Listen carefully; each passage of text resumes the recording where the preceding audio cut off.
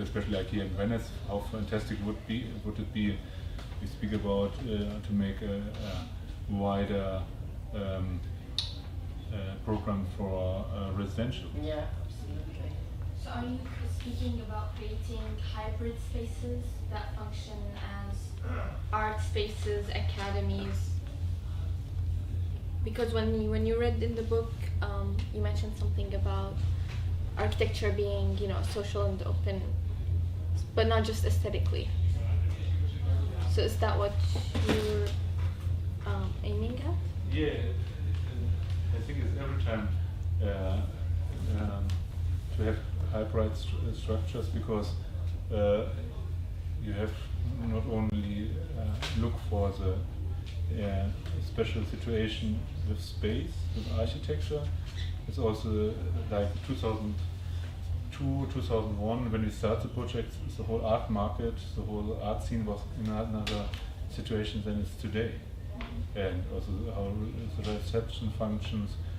At this time, probably when we make now such a project nowadays, in Leipzig there was not the possibility to have 9 contemporary galleries, because it's not anymore such easy to make a gallery than it probably was in the year 2000, 2001.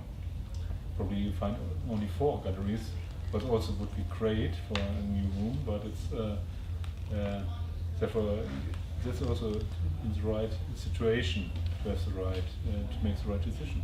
Yeah, but there is a question there, because actually architecture and the way that you're using the combination of art and architecture nowadays actually can make a social, and recreate spaces and cities, and we have different examples of buildings that through art and architecture recreated and renovated areas, but like Bilbao and in Barcelona, the Santa Caterina market. But in the same time, we have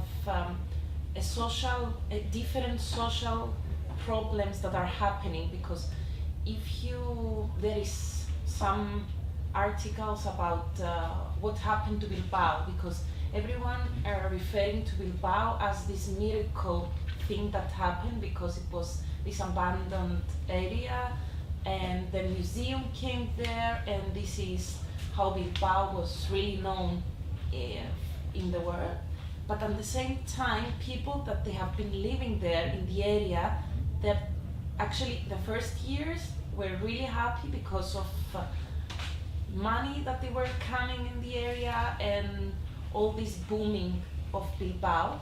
But now they're moving away from actually the first zones of the building, because it became really touristic, and the character of the area cannot really fit to neighborhood and cannot really interact with everyday life.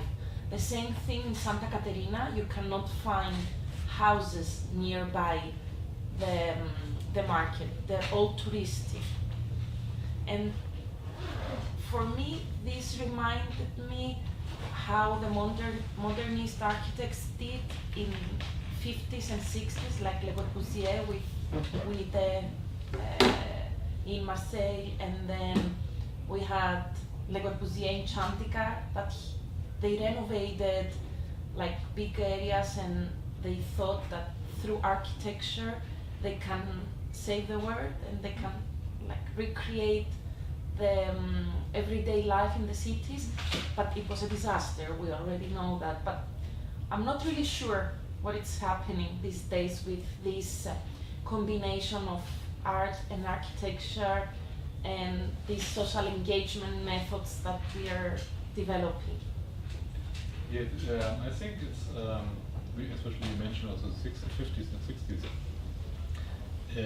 In nowadays we have a wide range of experience, and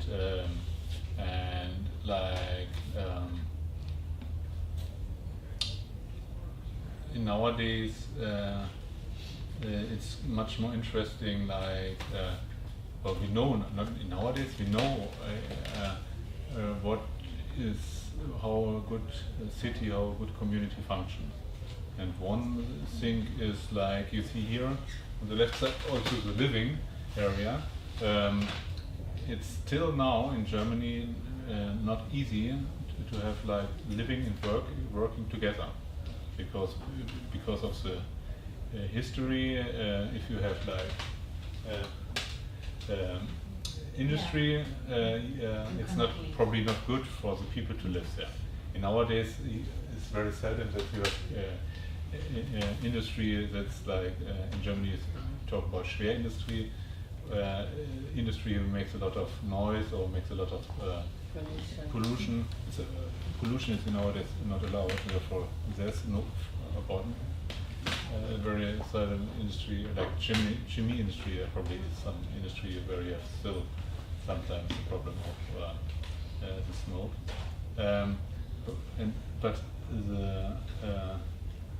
And therefore we need a contemporary picture about it. And for the contemporary picture about it, we need we have to educate our society. What is good architecture? How we want to live, and then we can together convince our politicians to renovate our structures, especially also our the laws. I just speak 2 days ago in Munich at a reception we have a discussion with an Indian lady. She teaches at the Munich University about connecting people nowadays, like not only Facebook and Tinder, but how you create society. And she don't exactly understand how it functions in Munich and so on, because she just arrived, I think, half a year ago or so. And the second person was the dean of the architecture school in Munich, and he also talk about how we live in our days and what problems we have, because everybody speaks about also not only getting a good space for a studio to work, also to find a good place to live. And in a city like Munich, and it's not the only city, is a problem about our society. That's with like in Munich, 50% of our households are single households, and probably they have bigger flats than the family has, and therefore it's not to say that is bad and that is good. We have now to bring new models of living together in the city, especially also. You see here the wonderful Schulbergarten, and nowadays it's probably fantastic because there's no anymore pollution, and you have the waterfront, and to find new models, you convince the people that it's if you live condensed in a city, it's fantastic. You need also some rules, but you need not so much rules you have, and then you can share. Like we start with cars to share, we start with bicycles to share, the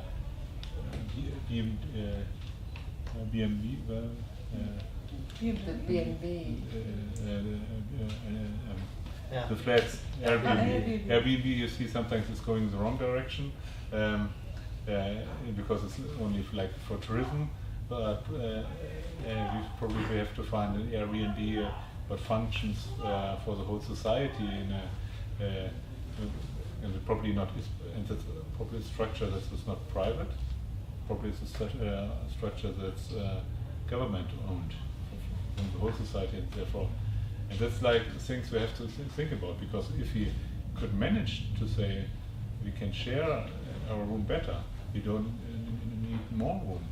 It's only and it's for both sides, for all better, because it's and it's quite interesting. And if you want to learn more about it, there's a quite fantastic teacher in Scandinavia, and nowadays he's a consultant. He's now 80 years old. I talked yesterday about him. It's called Jan Gehl. Jan Gehl, have you heard about him? No. And he's a fantastic story. He's the same as you mentioned. He studied in the 50s, end of the 50s, in Copenhagen architecture, and he learned about Le Corbusier, and it was fantastic at this moment probably. And he was very lucky because his wife, after he finished his study, he convinced him and said, "Oh, this looks fantastic, but would you like to live there?" And he was not sure, and therefore he thinks it's quite interesting because he heard how fantastic the cities in Italy are, like Florence, Siena, and then he makes 2 years. He gets the money for a 2 years visiting grant here, and looks why Italian cities are so interesting to live together. And he write a book, become a teacher, works 30 years as a teacher in Copenhagen. And nowadays everybody knows how fantastic Copenhagen is. That's the things he makes besides his university. He consults the city of Copenhagen. And 15 years ago he retired at the university. And his colleague, she asked him if he isn't interested in bringing his experience as a teacher, also as an architect, as a consultant to other cities. And then he started a new company with 65 or 68, and now he has I think in 3 continents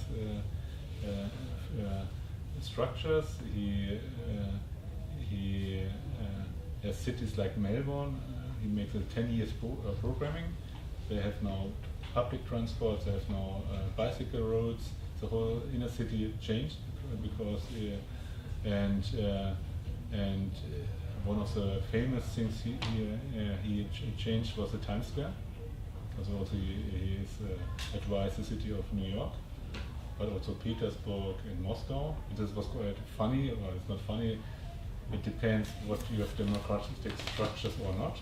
In Petersburg, it takes only 1 day to what he recommend, because he recommend that pedestrians get their pedestrians areas back, and therefore all the cars who stand because of the we are strong, the owners of the car, and stand on all the pedestrian rays. All the cars was gets put down, and therefore the day after it functions. But quite interesting, in Germany, he never gets a contract till now. But it's like, what I want to say, it's quite interesting to speak with him, to learn from him. And when you're like in Venice, you make a lot of things by food, and that's quite interesting, because then you get more contact to your neighbor. You look normally also create different relationships. Yeah. But it's funny because I'm an architect, so I have been educated as an architect. And inside architectural schools, they make you feel that with architecture you can save the world. Like every problem you can save by creating a new building, by creating a new design of the city, and you can claim to be a savior of this world. But actually, when you observe and see what is happening, and actually when you get older, you see that architecture can only create a shelter, and then everything else needs another mechanism to work. And actually, like Rem Koolhaas in 2 Biennale, before, like architectural biennale, he challenged every architect to try and live in one house that they have designed. And he said that it's really difficult for architects to live in the buildings that they are designing. And it's funny because most of the architects, they actually tend to go and live to renovated houses, to old houses, to the crowded city centers, but we all design huge houses in the countryside with really modern materials, but we can never live there. So let's come and observe what is happening in the cities, and let's leave the cities and try to understand from them. So Venice, it's also a good example to observe and see how the city is working, how we can walk to our work, how we can walk and like recreate relationships with people, and to not live in these mechanic cities that we've created. Yes, one big thing is also like in this field, like nowadays it's more like not designing new things, like to work on things still there. And that was quite interesting also.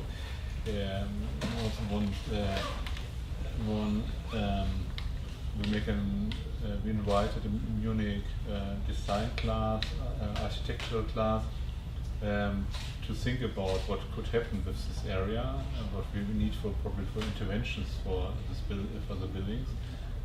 Just in the starting 2002, I think, or 2003 they come, and one of the best ideas, what are still in my brain was, is like you see here this area, and nowadays you have now here in the backside to the area the galleries.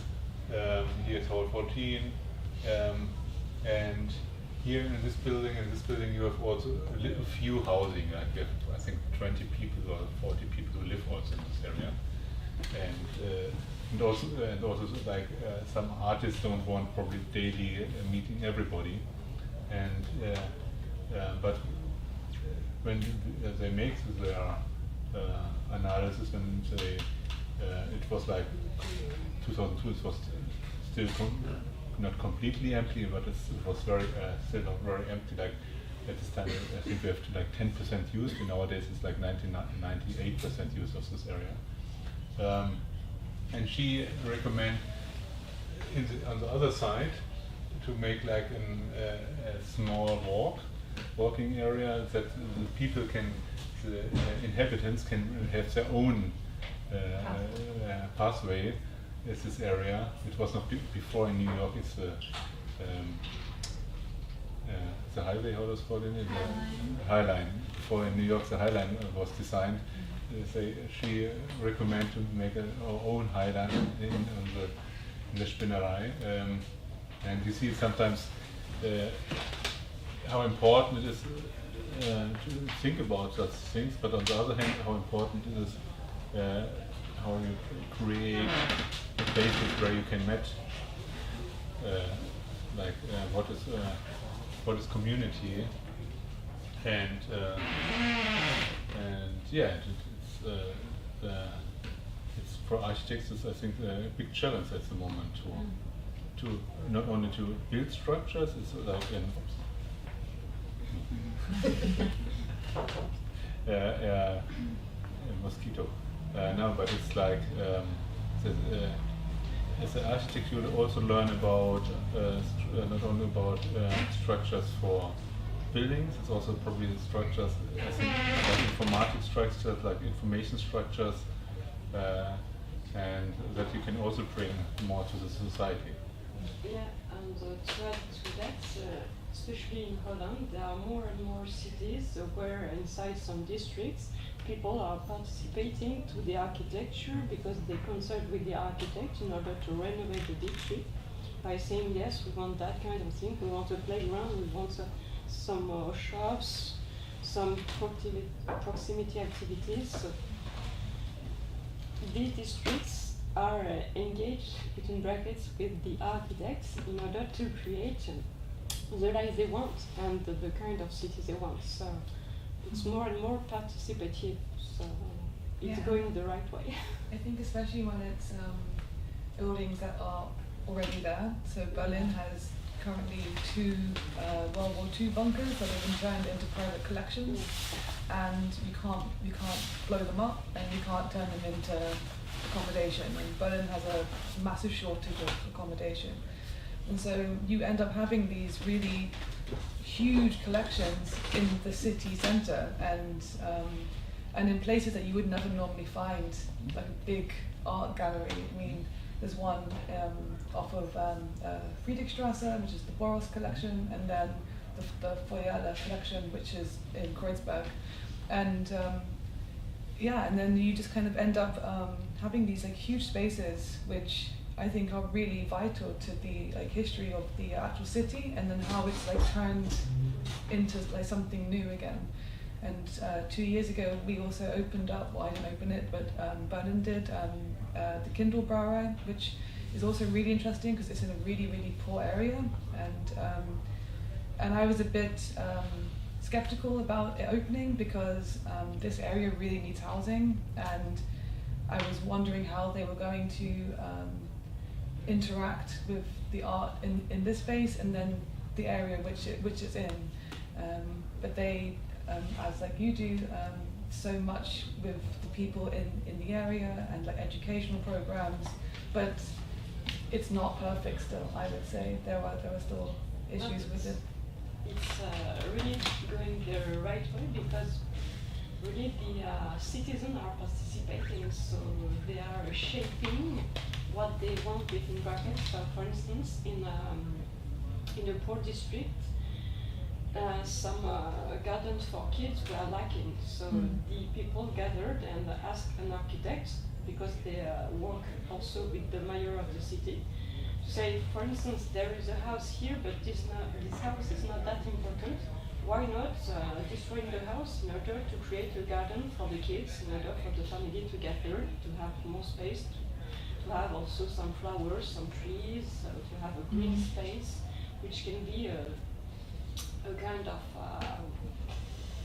intercultural place in order to have some communication and some other things in order to have a quite complete space, to have trees, to have communication, to have some families, to have a lot of things. And when they did that, after the district was more and more interested in brackets because some people of other districts wanted to live inside the district because the garden was here, because life has become more accessible and more livable, and it was better. So I think that you are doing the right kind of thing. Yeah, but it is a joining process. Like it's very important to have good architects, good moderators for the process. But like in Munich, we have like our last town lawyer.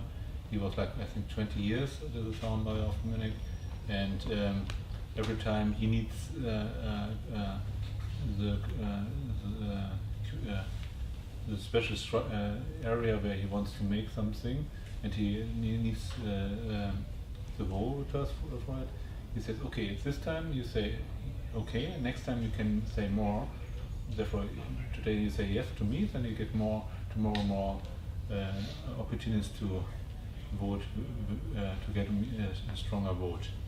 And after 20 years, now you have a lot of participation opportunities, but we have not a structure for it, because we have still the normal structure, and now we have like in every, it's called the Munich Bezirke, in every small structure area of Munich structure, who can also say how it is.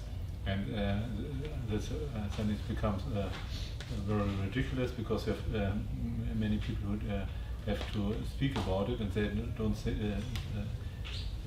be on the same table. And that's quite interesting, like especially for architecture, and like city development is also mostly rely also on architectural processes. Like the Swiss, they find a structure that's only like if you make something new, you bring everybody on the same table. Probably also the neighborhood, the architects, the politician from the region, the politician of the town, and then they make a decision, and not they make a decision. Then it comes to the next decision circle, and then it's becoming a circle, and the circle never in an end.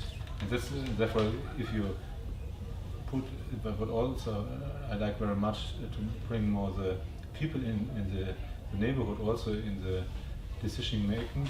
You need good moderators. You have to educate the neighbors what are the rights and where the rights stops, and this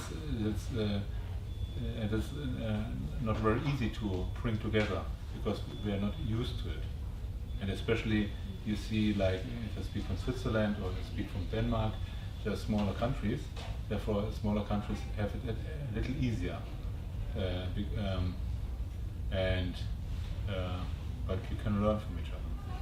But actually, this thing, the social engagement way, nowadays in most of the European cities, it's becoming a law. You cannot design apart from your like a small unit. If you're going to design something big for the city, you need to do this kind of social engagement practice. Like everyone needs to sit and discuss about it. And also artists nowadays are involved. Like art, it's really, they're using it as a tool.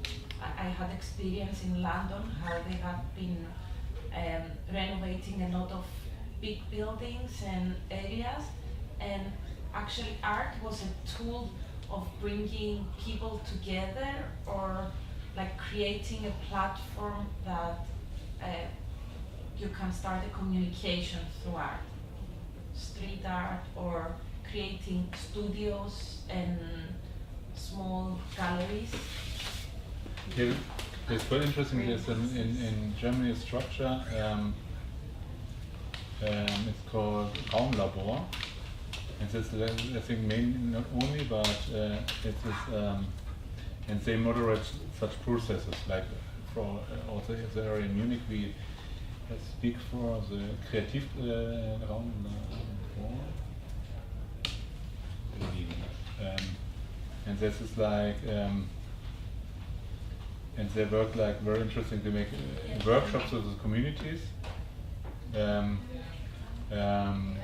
They make interesting sketches about it. It's also how you how you bring something on paper.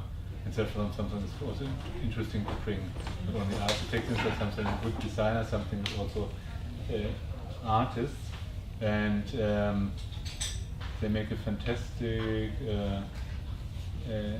workshop about a new structure in Cologne. That's also quite interesting. An ambitious project in Munich, shabby apartments. It was first in a smaller city, and there it functioned very well.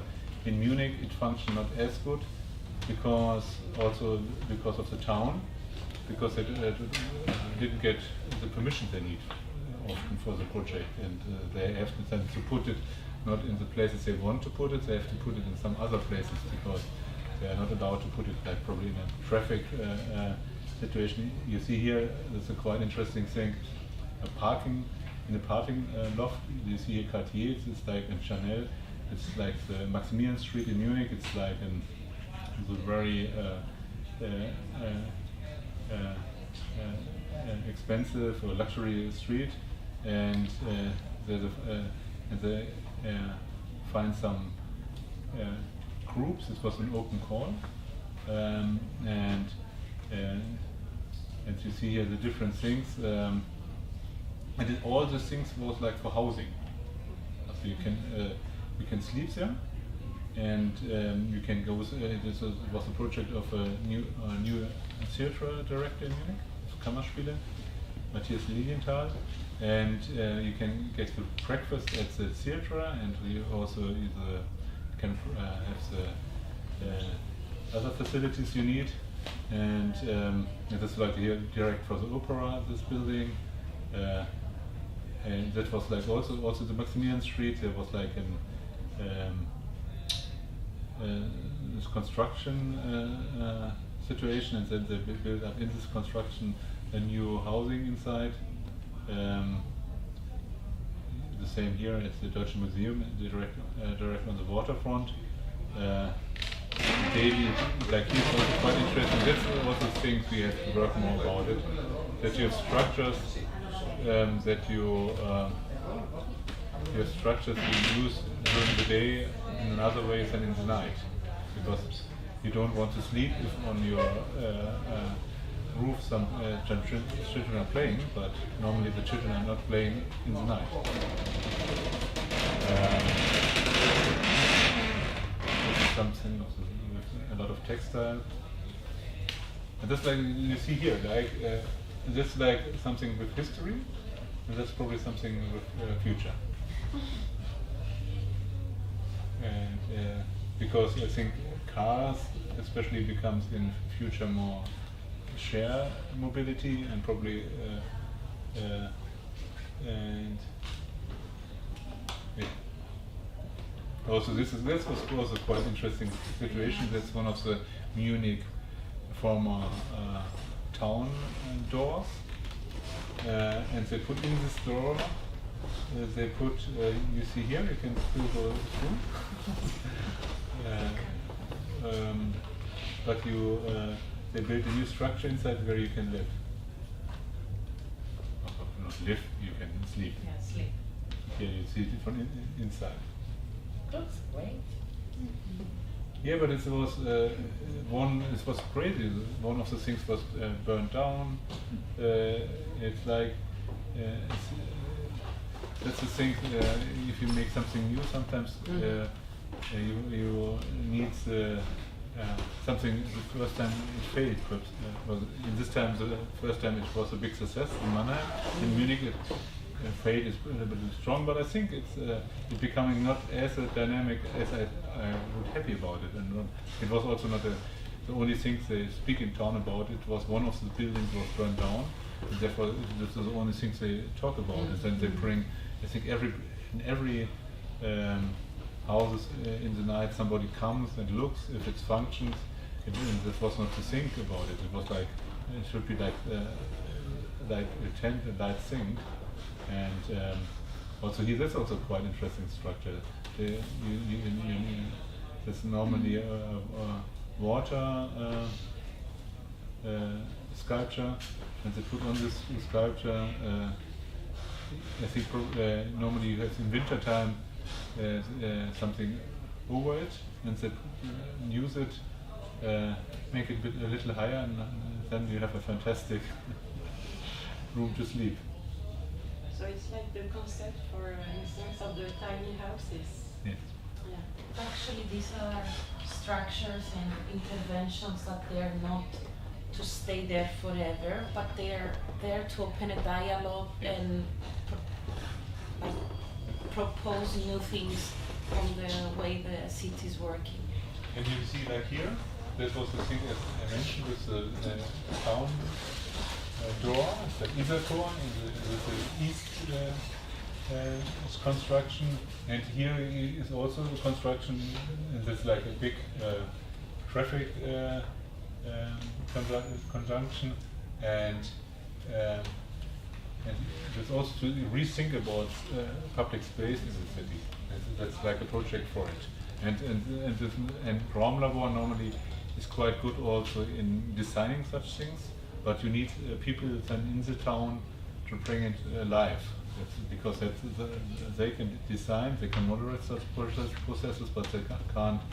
You need active player in the town. And this time, probably if the director of the Kammerspiele, Mr. Lilienthal, would be 1 year longer, make the project a year later, and he was more in the town, probably it becomes a stronger dynamic. And it's a pity. For Munich, he was too modern, and now he's thrown out, the director of the Kammerspiele. Yeah, that's from how you can moderate probably in future structure. I get in contact with them, as I mentioned, also for the project under the construction, and they make also quite interesting. It's not only the designing of the space, the designing of the community, it's also designing the finance structure and who's the owner of the space. And a group of them, they also make a fantastic structure, Genossenschaft for Tempelhof. But it was didn't get further on because another the community couldn't think about developing Tempelhof because they are very they say, "Ooh, what wonderful is if I have in town such a great green area." But the Tempelhof Genossenschaft, they think about, and this is quite interesting, it goes in a new direction. They start with some experts. They want to make it a dialogue, bring then the neighborhood inside, then the whole Genossenschaft, they design the process. That's a process with a lot of open possibilities, but it's not only, they not only design the starting of the process, they're also designing the process and this sounds fantastic, and we thought it could be also quite interesting way for the Munich project, but it's not easy to find. There's refugees living there now. No, the Munich process is under construction, the Creative Quartier. In Tempelhof there In is, Tempelhof, there's refugees. Okay. Yeah. Yeah, but in Tempelhof in the buildings, but not as or in. They reflect what we want to develop with Tempelhof, this area. And there's a conjunction again with Raumlabor and Lilienthal. Lilienthal was before the director of Hau, of the theater in Berlin. And for Tempelhof, Chris Gerken, the director of Haus der Kunst and former director of the Tate Modern, he made the concept together with Volksbühne. But when he starts with this project, the town lawyer of Berlin they skipped Tempelhof, and he wants to use this structure from Volksbühne to give a strong, also strong artist structure in Tempelhof. But he didn't get the money. The town lawyer said he got, and it's gets a pity because it's going the other way around. If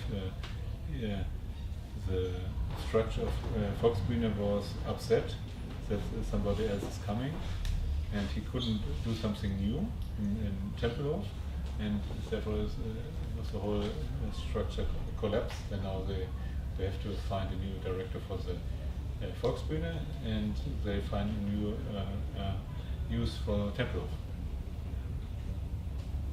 Therefore, often it depends on only a very few person to bring something a step further, and in the right situation. And this is quite interesting. We speak yesterday of Haus der Kunst, the big building where also Thilo Schulz has a one-man show, Capsule, and here in the front of Haus der Kunst there was a golden palace. It's called a gold house. Yeah, some more questions? Yeah, I was wondering about the relationship with the community when you first started the project in HAL 14. Was it like a good response from the very beginning? How long did it take the process to finish and the community to accept this new? Alongside that, I was wondering, when you started a project outside of the city, kind of in a community that was in need of an artistic kind of booming energy, how was that? How did you bring the new artists and energy into that space? Because it's separate from Berlin and the city. They were both project in Leipzig or a new project? Yes, no, they're the project, same project. Yes, like in Leipzig, I was. It was like one of the the ingredients was like, I know from the 30 artists, I know 10 of them. Then we were very lucky that we find somebody for the canteen, for the restaurant, as I mentioned this morning. That we have now a new community place. Then with Frank Motz, the curator, I found somebody who comes from East Germany, and we make it. After this, I learned he comes also from Plagwitz. He comes from the same city region, and therefore, and because I'm a foundation, it was a little like I'm not a normal investor, and because we speak about a project here in Venice, and same one of my partners wants to make it alone here in Venice, and somebody we don't know, or perhaps it was not as good moderated. There was here in the newspaper stands there was a German investor who wants to take it over, and that was the project in Leipzig. I was normally not the investor. I was somebody who wants to make something together, and also with a very and you have to think about when we start the project. It was not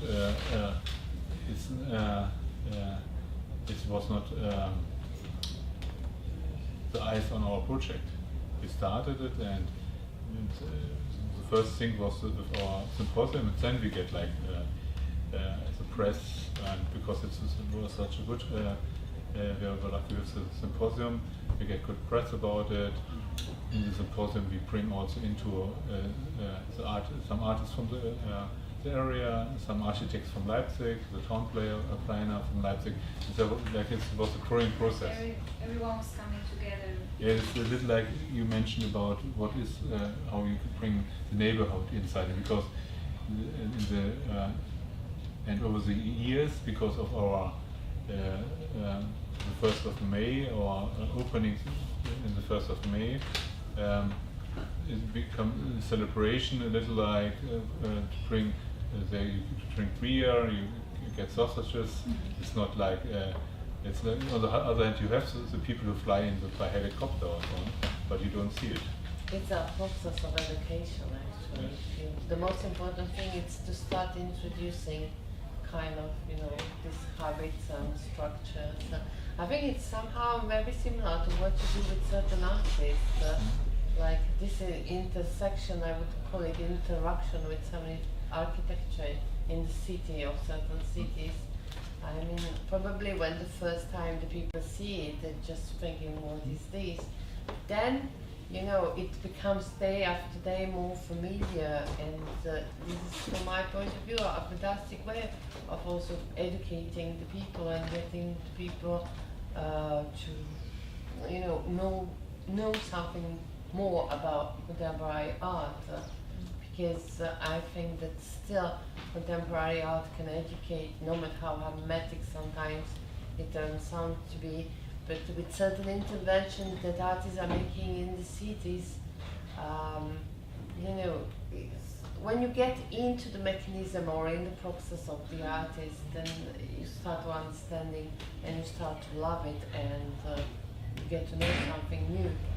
Yes, I think, and one thing is that remember what we happened, how it's happened in Leipzig. It's still a lot of people think it's still an open place. They don't think it's a place that's owned by private persons for years, and this was and this was not a strategy. It was like something because as you also say, because we give the artists who use this area, they get the public interest and the news interest, not we. And it was quite interesting. It is still like the town lawyer of Leipzig is a close friend of this project. The Minister of Saxony, they were very interested in. I remember we had like once a coffee coffee time with 3 ministers of the region, and because on Sunday they come with their wives, and there was like a picture for the Bild Zeitung, for the German biggest newspaper, yellow press, not yellow press, how we call it, like Sun in England. What is it like? Yellow press. And that was for 10 minutes, and then we have 2 hours to discuss about the development. And that's the things where you can get more contact to the minister, because they have not the normal structure is more familiar, and yeah, that's very lucky. And but it's, I don't know how I have not to find a way to bring it in another city, but I work on it. I'm sure you will succeed. I have no doubts. These kind of projects, they are really related to the free space thing, but it's also Biennale's thing this year. These projects that you show us, probably I haven't seen this kind of projects in the Architectural Biennale this year, but I think that they're really related to this, to how free space is actually these days. Yeah, but it's quite interesting that when we start the project, and also like the title, I see the title here is a book about Venice, but we have also the title for the Leipzig project, and this was like yeah.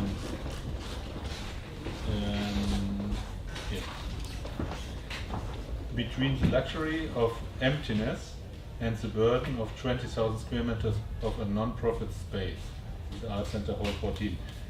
Between the luxury of emptiness and the burden. When we started Leipzig, the project, this area and whole Leipzig has a lot of space, but you find everywhere space. It's only like you have to probably make only a step further, and then you see. They probably also find in New York, and a lot of still in nowadays spaces you can rethink about, and like the High Line, how few the space is, on how much it's open in the view, and but the city in Munich, and that's the problem, I think, and probably in New York also, we are so focused and say, oh, we have no space.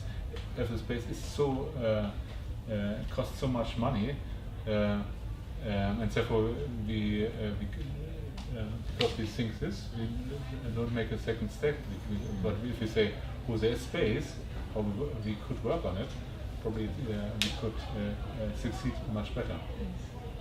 And then another space, because we speak about the Netherlands, is we have to learn that common space, that space should not be sold. It should be owned by the community. And that's it. If you, I'm very lucky because my 2 older daughters study in 2 interesting cities, one in Vienna and the other in Copenhagen. And if you look in Vienna, what functions very well is the housing. And if you look what functions very well in Copenhagen, is the mobility. And if you have only to bring these 2 together, because and the housing in Vienna functions very good, because in the 20s, the starting of 20th century, there was like there was a social party, and they built up big housing from the city. And like 1/3 of the housing in Vienna is owned by the city, and we should transform it in other cities. Also, Vienna can also improve how they work with their owned structure. But in Vienna, you pay like official nowadays 5 or 6 euros for rental. Square meters. It's like for capital less than probably nowadays in Berlin. and that's now and that's the things we can learn from such, and it's not something far away. It's in middle in Europe. Yeah. Especially Munich, yes. Also Venice. Prices in Munich are skyrocketing. But it's like that's we have at the moment in the political structure with the European Union more thinking about how we can divide, and that would be a very interesting process we can learn from each other more, especially from the artists.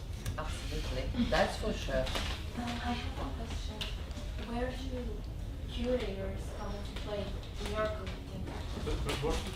Where do curators come into play in your collecting practice? Because I know that you forge, relationships with the artists directly and with structures or organizations. So Yeah, especially for the big process in Leipzig,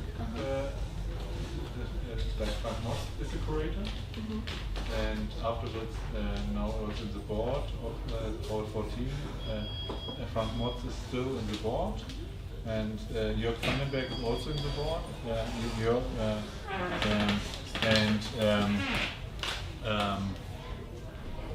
Also for the project under deconstruction, for the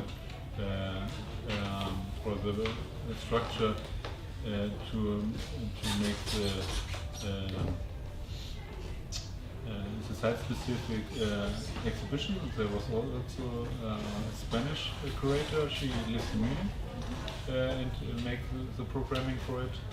And when we speak about yesterday also about the Long Louis project, and when I was lucky to introduce it in Munich in the coffee house, and it was also like Nan Mellinger. She's also a philosopher, and she creates the program. Normally, when I want to have a good impact, I look for an interesting person that I hope I find some and then bring it on the street.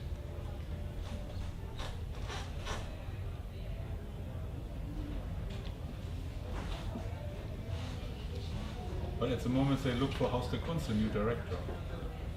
It's probably a little too early for you, but